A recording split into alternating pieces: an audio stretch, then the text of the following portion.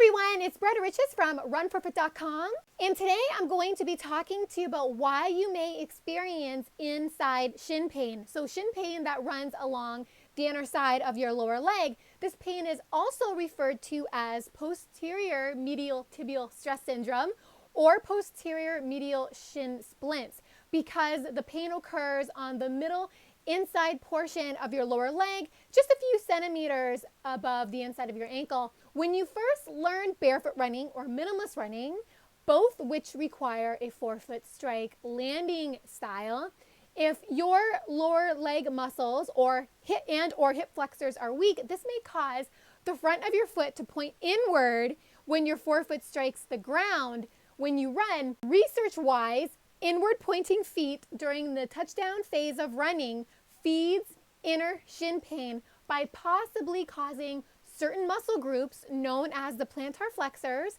and the dorsiflexors. These muscles originate at the top of the foot and run through the ankle and travel up the lower leg.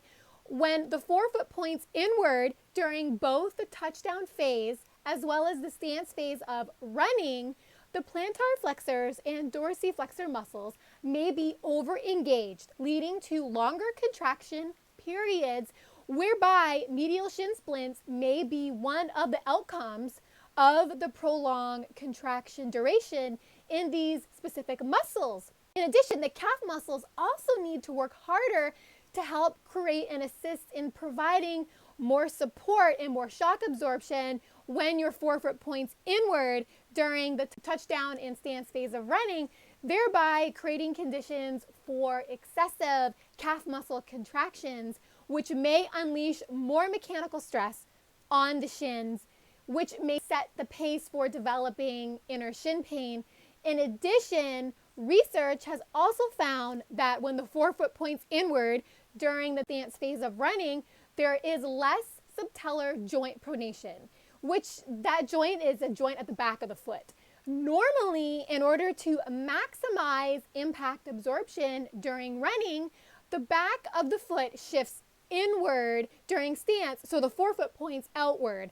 But if you strike the ground with your forefoot pointed inward, the back of the foot can't undergo the right amount of pronation needed to deflect impact. So when you strike the ground with an inward pointing forefoot, the heel can't shift inward to deflect shock, which gives the lower leg a harder time to deflect impact as well. And this in turn helps seed the conditions for medial shin splints. So this is the role abnormal foot strike mechanics plays in the development of medial tibial stress syndrome or inside shin splints. Of course, we can blame the traditional running shoe for pretty much causing mechanically underdeveloped legs and feet, but that's for another video. Ultimately, running-related inner shin splints depends upon the waves of contractions as well as contraction duration of certain muscle groups in the lower leg and the degree of inward rear foot movement or pronation essential for impact absorption are all negatively affected when you run with your forefoot that points inwards. Therefore, running with inward pointing feet catalyzes and accelerates the development of shin pain that occurs on the inner side of the lower leg. So the clear lesson to be learned is to make the effort to strike the ground with your feet pointed in the direction you are heading. Furthermore, what is so important is that when you watch the front view of most elite distance runners running, when their foot strikes the ground, the front of their foot, so their forefoot, points straight ahead or the forefoot slightly points outward. And this observation is a clear roadmap of what you really need to do with your feet when you run in order to fix shin splints and to essentially prevent them from reoccurring. I personally have been down that path. I've been down that road suffering medial tibial stress syndrome when I first learned forefoot running, and I learned from not only watching the pro distance runners run and how they position their feet when they run, but reading Chi Running gives scientifically verifiable tips on how to prevent medial shin splints. And that one of the ways to stop shin splints long term is to keep your feet pointed straight in the direction you are running in And that is really the first imperative you should make to your running mechanics to make it much easier to tackle shin splints, is to essentially become more self-aware of how your feet are positioned on the ground when you are forefoot running.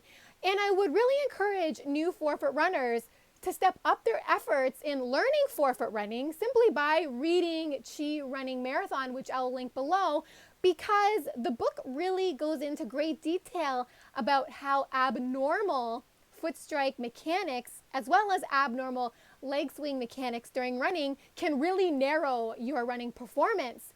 For more information regarding the health benefits of forefoot running versus the health harming effects and dangers of heel strike running, please visit my blog, runforfoot.com.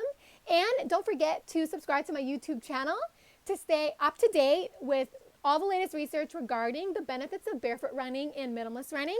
Thank you so much for listening and watching. Have fun out there on the roads. Bye for now.